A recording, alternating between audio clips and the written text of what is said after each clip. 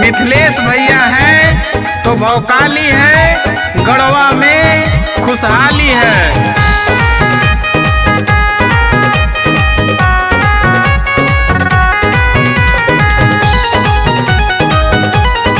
Music by Pramod परदेसी।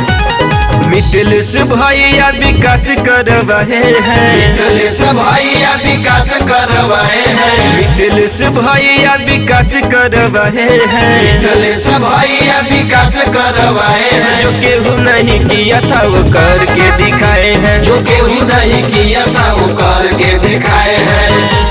मिथिलेश भैया विकास करवाए हैं, मिथिलेश भैया विकास करवाए हैं, जो कोई नहीं किया था वो करके दिखाए हैं, जो कोई नहीं किया था वो करके दिखाए हैं।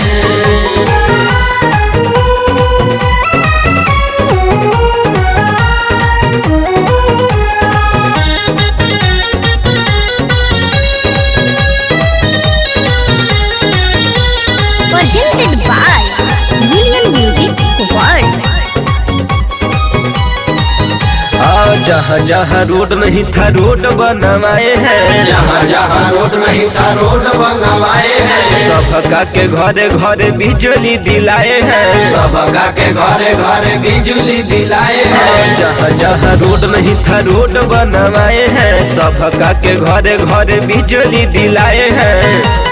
गढ़वा में एगो घंटा घर बनवाए हैं, गढ़वा में एगो घंटा घर बनवाए हैं, गढ़वा में एगो घंटा घर बनवाए हैं। गढ़वा में एगो घंटा घर बनवाए हैं, जो कोई नहीं किया था वो करके दिखाए हैं, जो कोई नहीं किया था वो करके दिखाए हैं।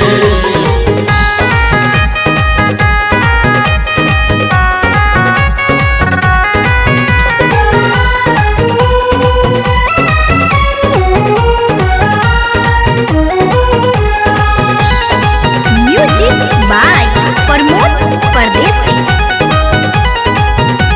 सभी युवाओं का ईमान बढ़ाए हैं, सभी युवाओं का ईमान बढ़ाए हैं, स्टेडियम के लिए स्वीकृति दिलाए हैं, स्टेडियम के लिए स्वीकृति दिलाए हैं। सभी युवाओं का ईमान बढ़ाए हैं, स्टेडियम के लिए स्वीकृति दिलाए हैं।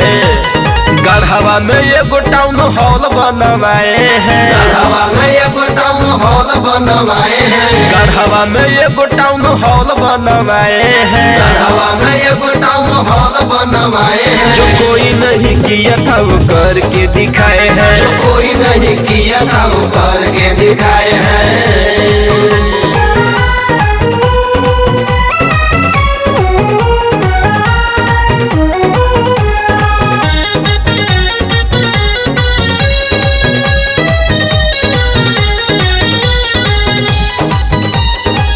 Presented by Million Music World।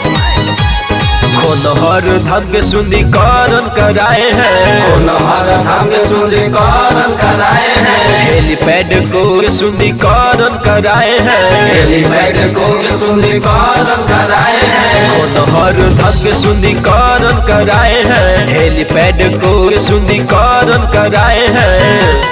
Jharkhand में गढ़वा के पहचान दिलाए हैं, झारखंड में गढ़वा के पहचान दिलाए हैं, झारखंड में गढ़वा के पहचान दिलाए हैं। झारखंड में गढ़वा के पहचान दिलाए हैं, जो कोई नहीं किया था वो करके दिखाए हैं, जो कोई नहीं